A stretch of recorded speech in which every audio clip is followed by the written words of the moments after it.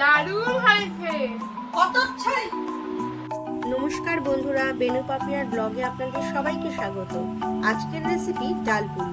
এটি গমের আটা দিয়ে তৈরি, যা ভারতীয় উপমহাদেশে উদ্বুদ্ধ হয়েছিল। এটি টিফিন হিসেবে আলুর তরকারি, ছোলার ডাল, আলুর দম অথবা যে কোনো ভাজার সাথে গরম গরম পরিবেশন করা হয়। চলুন তাহলে শিখে নেওয়া যাক দোকানের মতন ডালপুরি ঘরেতে কি করে বানিয়ে নেওয়া যায়। ডালপুরি বানানোর জন্য মেজারিং কাপের ডাল ভিজিয়ে নিয়েছি। এটা আমি 2 থেকে 3 ঘন্টা ভিজিয়ে নিয়েছি। দেখুন ভেজানোর পর ডালগুলো কত সুন্দর করে ফুলে উঠেছে।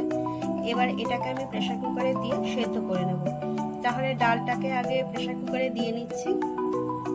ডাল প্রেসার কুকারে দিয়ে দিলাম। এবার এর মধ্যে দেব স্বাদ মতন লবণ, সামান্য হলুদের গুঁড়ো ও পরিমাণ মতন জল। এটা দিয়ে আমি ঢাকনাটাকে বন্ধ করে নেব।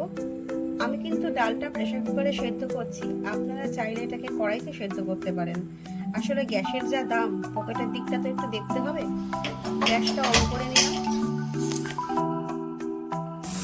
ডালের সিটিটা আপনারা আপনাদের প্রয়োজন অনুযায়ী দিয়ে নেবেন, কারণ কটা সিটি দিয়ে ডাল সিদ্ধ হবে সেটা কিন্তু ডালের কোয়ালিটির উপর নির্ভর করে।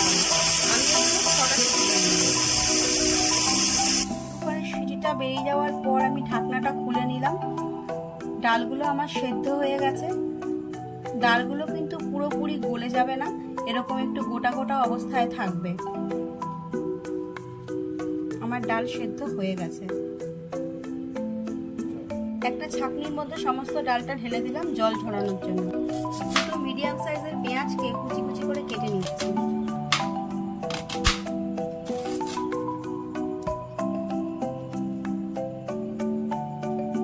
একটা মশলা তৈরি করব, যার জন্য লাগছে 6 টুকরো রসুন, কয়েক টুকরো আদা কুচি, 2টো শুকনো লঙ্কা, 2টো কাঁচা লঙ্কা, 1 চামচ সাদা জিরে ও 1/2 চামচ গোলমরিচ। সবগুলোকে দিয়ে সামান্য জল দিয়ে একটা পেস্ট তৈরি করে নেব।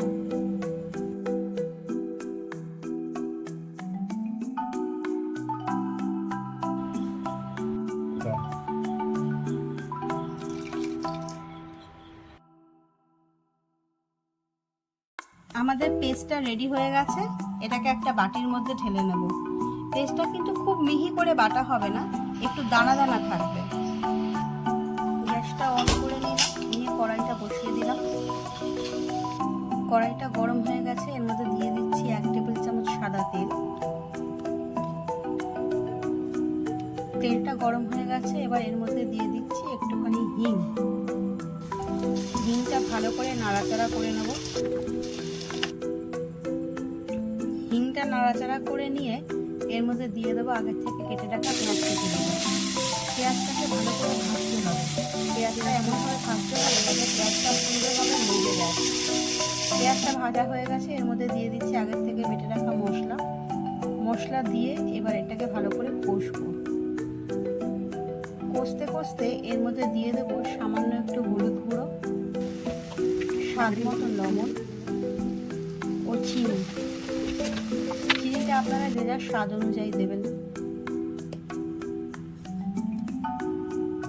সমস্ত উপকরণগুলো দিয়ে এবার ভালো মতন কষিয়ে নেব। কষতে কষতে যাতে মশলার কাঁচা গন্ধটা চলে যায়, সুন্দর একটা গন্ধ বেরোয়। এবার মশলার মধ্যে আগে থেকে সেদ্ধ করে রাখা জল ঝরানো যে ডালটা ছিল সেটা দিয়ে দিলাম। এর মধ্যে কিন্তু আমি কোনো রকমভাবে কোনো জল ব্যবহার করব না, কারণ ডালটা আর পুরটা পুরোটাই আমাদের পুরো ড্রাই রাখতে হবে। যদি সামান্য একটু জলভাব থেকে থাকে তাহলে কিন্তু বেলতে গেলে ভীষণ অসুবিধে হবে। তো একটু ধনেপাতা কুচি এর মধ্যে ভালো করে মিশিয়ে নিচ্ছি।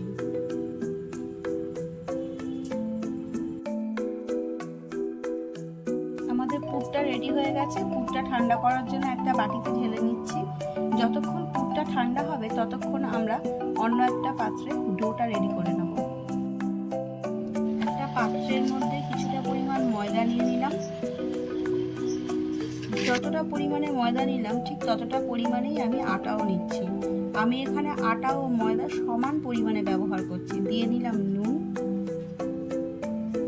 এবার এতে দিচ্ছি স্বাদ মতন অল্প করে চিনি আর 1 চামচ ঘি। সমস্ত শুকনো উপকরণগুলোকে আমি এখানে ভালো করে মিশিয়ে নিচ্ছি। ময়ামটা যত ভালো করে মাখা হবে তত পুরিটা ক্রিস্পি হবে ও নরম থাকবে। আমি এখানে আটা ও ময়দা ব্যবহার করেছি, আপনারা চাইলে শুধুই আটা অথবা শুধুই ময়দা ব্যবহার করতে পারেন। দেখুন এরকম যখন দলা পেকে যাবে তখন মনে করবেন যে ময়ামটা ভালো হয়েছে।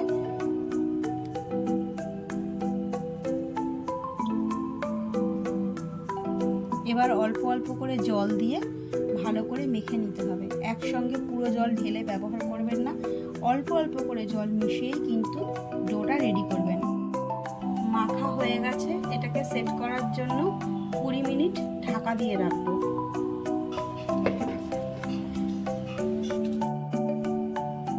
20 মিনিট পরে ভালো করে নেচে কেটে নিতে হবে।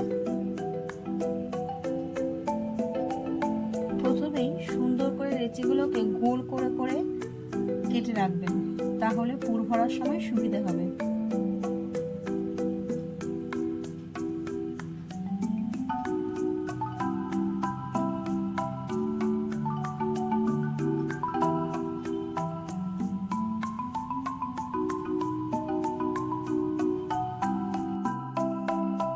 পুর ভরা হয়ে গেছে, এবার বেলার পালা। প্রথমে আগে একটু তেল দিয়ে অল্প করে বেলে নিতে হবে। দেখুন এইভাবে বেলে নেবেন। বেলে নিয়ে তার মধ্যে সুন্দর করে পুরটাকে দলা পাকিয়ে ভরে দেবেন। পুরটা ভরা হয়ে গেছে, এবার ভালোভাবে মুড়ে নেবেন। এমনভাবে মুড়বেন যাতে পুরটা বাইরে বেরিয়ে না আসে।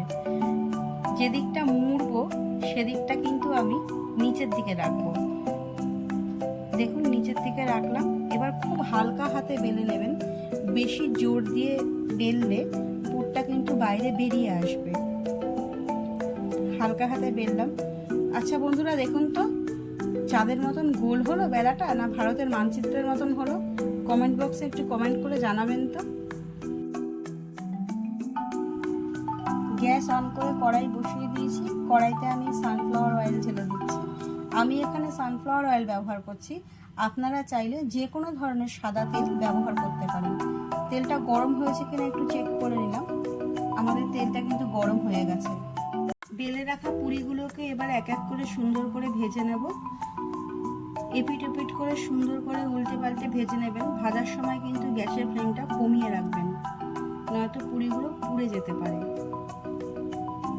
ভালো করে ভেজে নিয়ে একটা ছাঁকনির সাহায্যে তেলটাকে ঝরিয়ে নিয়ে পুরিটাকে তুলে নিলাম।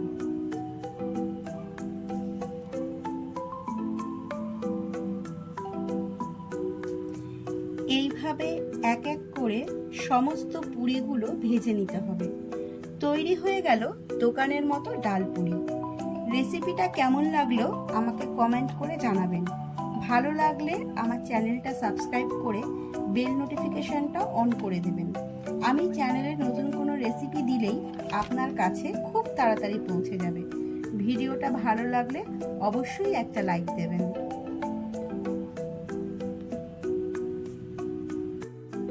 দেখুন বন্ধুরা, পুরিটা কতটা ক্রিস্পি হয়েছে। চলুন তাহলে মেখে নিয়ে টেস্ট করিয়ে নেওয়া যায়। ঐরাশিরই একটা সুবিধাজনক অংশকে আন্তর্জাতিকভাবে প্রমাণ বা স্ট্যান্ডার্ড বলে ধরে নেওয়া হয়। ওই প্রমাণ বলে গৃহীত অংশই ওই রাশির একক। টিফিনটা নে, ওইটা সরা। দেখ গরম আছে কিন্তু সাবধানে খাস। খেয়ে দেখি কেমন হয়েছে।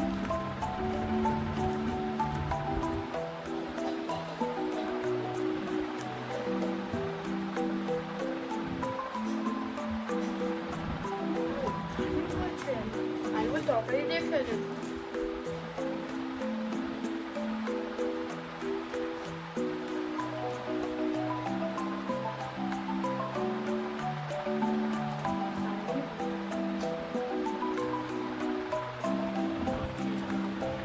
ও মা, মা শুনে যাও। কি আছে? ইস, কি আছে না? দারুণ হয়েছে। কত ছাড়ি